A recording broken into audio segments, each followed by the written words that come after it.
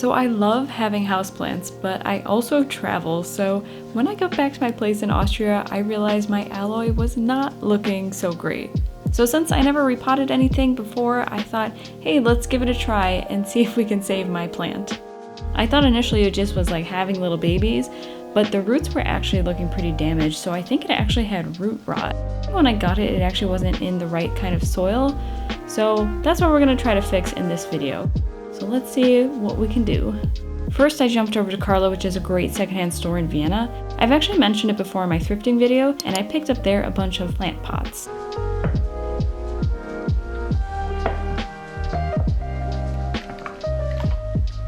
I splurged a little bit on this hanging pot from a local flower shop along with some potting soil. And they were nice enough to give me some of these little plant holders for free. So that's all the supplies that I needed. Some of these things felt brand new. They even had IKEA labels still on it.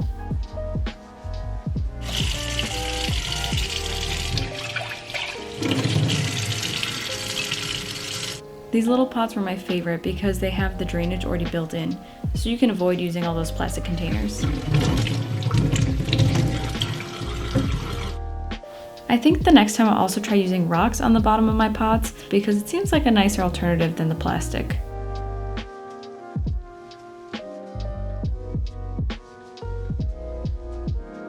So now it's time to divide up all my troubled aloe. The main aloe is here with the thicker leaves, and it'll be getting a lot more space back in its pot.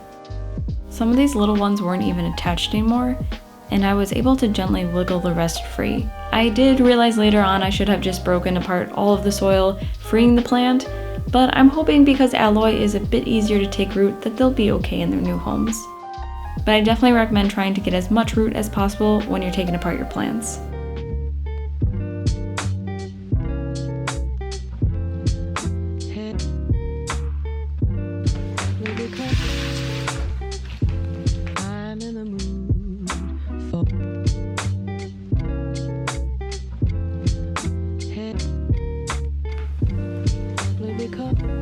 I was recommended to get cactus soil, which I used for all my little pots and also replaced the big pot with. Just remember to check with whatever you're planting that you also get soil to match the right moisture levels.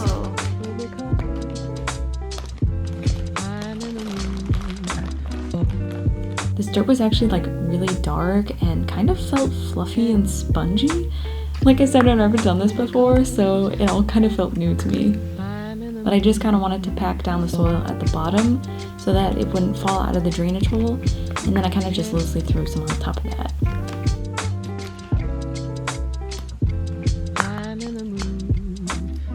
I also know for aloe you don't want to bury the roots too deeply because it can rot away, but you also don't want to be too shallow, so it's trying to find the right height for everything so it kind of stick in place.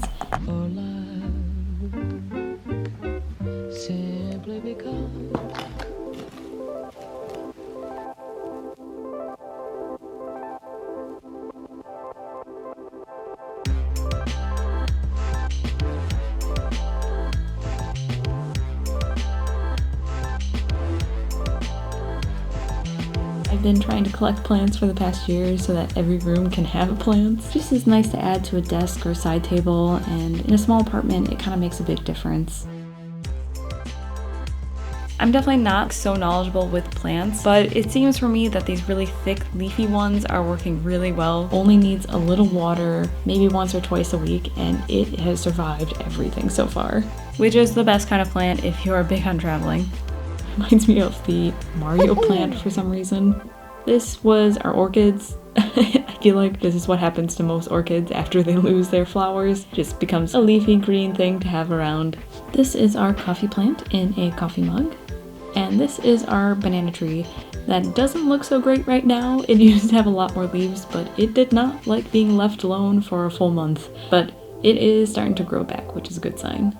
So this plant is called a Ficus green kinky, and I just really liked it because it looks like a little mini tree.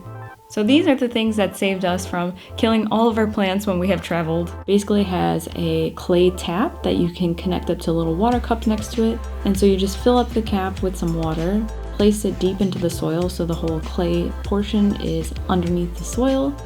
drop your little line here into the water, and that's where your plant will actually take a drink from whenever it needs it. So it's perfect because we will sometimes leave months at a time, and these will keep our plants alive. But my plant is definitely taking over my little side table here, so I think I'm gonna need to find some new hanging solutions pretty soon. So back to the alloy. So here are all my little alloys all in their pots. I'm really happy how it all came out and I was able to do this so inexpensively. I really do love alloys because in my experience they're really indestructible. You can leave this thing for months and it seems to still be doing pretty okay. Usually you only need to water it when the leaves become squishy, so it really doesn't need that much watering, which is ideal if you're a person that travels a lot. Now it's just time to find a home for all my new little plants.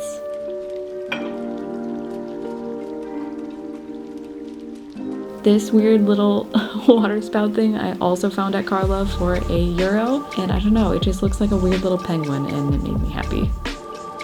And to give you a little update, all of the plants are still alive because it's actually been a few weeks since I filmed this, so that's a really good sign. So let me know if you guys have any plant tricks or any plants that you love having around or new ways of displaying them, hanging them. Just tell me all your plant stories, basically. So thanks for watching, and I'll see you very soon in the next one. Bye!